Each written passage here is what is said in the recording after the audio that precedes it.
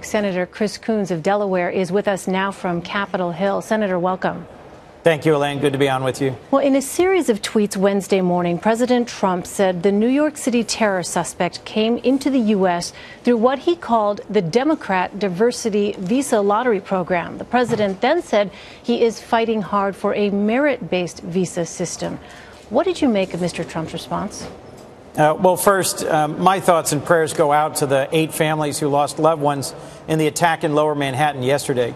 And I'm concerned that President Trump's immediate response today has been to go on the attack, to attack New York Senator Chuck Schumer, to, I think, baselessly criticize him for what President Trump alleges is his responsibility for a visa program that actually Senator Schumer helped co-lead a bipartisan effort to end and replace with a more balanced immigration program through a comprehensive bill that I co-sponsored and voted for in the last Congress.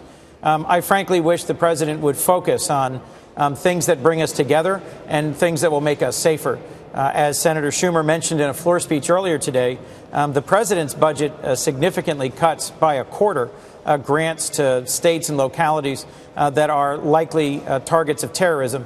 I think one of the great things we could do together is to make sure that that funding is restored. You think a different kind of visa system then could have prevented an attack such as this? Well, we don't know that. That's very speculative. The attacker has been in this country for 6 years, and what led to his radicalization, what led him to undertake this insane, murderous attack, I don't think we can connect directly to that visa program. I do think we should strengthen America's borders and strengthen our visa programs overall. That's why more than 2/3 of senators worked so hard together in the last Congress to pass a bipartisan, comprehensive immigration reform bill. A piece of that bill was eliminating this diversity visa program as it exists and transitioning to programs that also provide opportunity for folks from a wide range of countries to come to the United States and contribute of their skills and strengths and background. I frankly think rather than debating the specifics of that, we ought to be finding ways that we can work together in a bipartisan way, both to help New York respond, recover, and heal, and to find a way to fix our broken immigration system. On Wednesday, the president called the federal justice system a, quote, laughingstock when it comes to prosecuting terror suspects. The White House also said it considers the suspect an enemy combatant. What's your response to that? Well, I don't think it's constructive for our president to undermine the civil liberties and the criminal justice system of the United States by labeling it a laughingstock. I frankly think that the professionals in law enforcement at the state and local level all over our country do a great job stepping forward and protecting us. And I think our criminal justice system strikes a good balance in trying to respect our constitutional liberties while also keeping us safe. I'll remind you that someone from NYPD responded almost immediately and was able to take effective action preventing the attacker from harming anyone else. So my wish is that we'd focus on the things that we can agree on, which is that we're blessed to have men and women in law enforcement who protect us, and that we have to strike a balance between our constitutional protections and keeping folks safe in this country.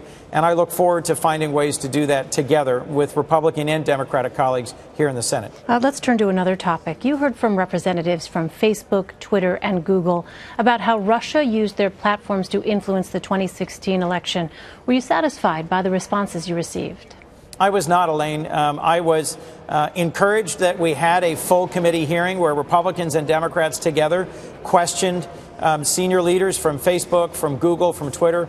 But I would have been more persuaded that they were taking this seriously if their CEOs themselves were present, if Mark Zuckerberg were the person representing Facebook rather than one of their lawyers. I presented 2 of the fake ads that were paid for in rubles by Russians that pretended to be a Facebook event put on by Americans or a Facebook ad put forward by an American group.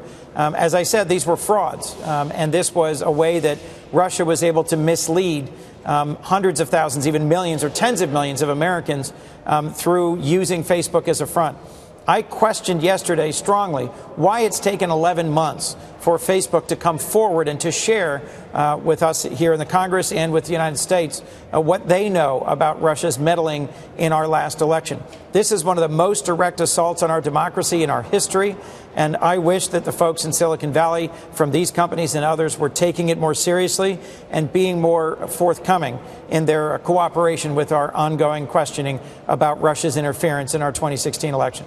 Senator, last month you co-sponsored a bill that would ban the sale of bump stocks. They were used by the gunman in the Las Vegas massacre. It has now been a month since that shooting. Where does bump stock legislation stand now in the Senate? I'm very frustrated, Elaine, that it hasn't moved forward. This is exactly the sort of simple, common sense legislation that doesn't interfere with the Second Amendment rights of a broad run of Americans that I thought we'd be able to move right after this horrific, lethal attack a month ago today in Las Vegas. 58 Americans lost their lives and hundreds were wounded. And it's because of the capability of the attacker to take semi-automatic weapons and make them fully automatic weapons using these so-called bump stocks or trigger cranks that made the lethality of that attack possible. Right after the attack, we heard broad statements from Republicans and Democrats here supporting action that would end easy access to these tools. And that hasn't moved forward now in the Congress, and I'm deeply frustrated by that. Let me turn to another issue here. Republican Senator Jeff Flake of Arizona announced a little over a week ago that he would be retiring. You later wrote that his exit should scare Democrats. Why do you say that?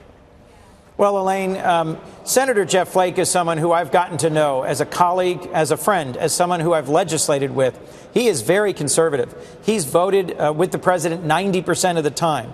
This is not someone who is a middle-of-the-road fainting flower who isn't willing to step forward and toe the line of the Republican Party on key issues of value to them. And yet he's retiring because, as he said in his floor speech, it seems there isn't room for him in the Republican Party.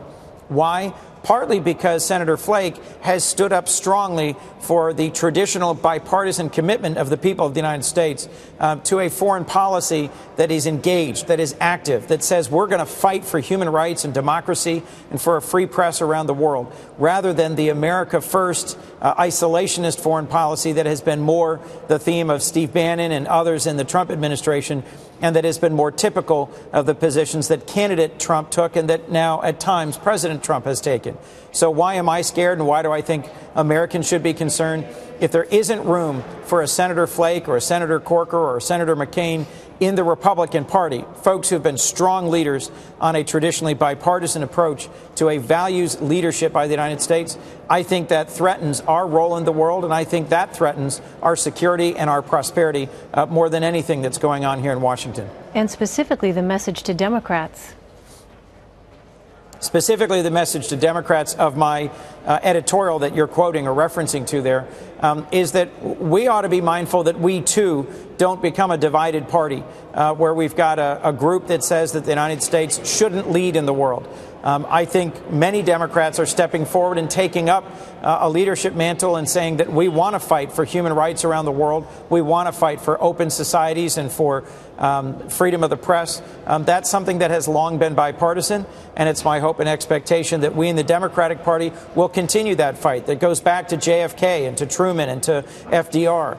We need partners in the Republican Party, though, and Senator McCain recently gave a stirring speech in Philadelphia when he received the Liberty Medal at the National Constitution Center, given to him by former Vice President Joe Biden, my predecessor.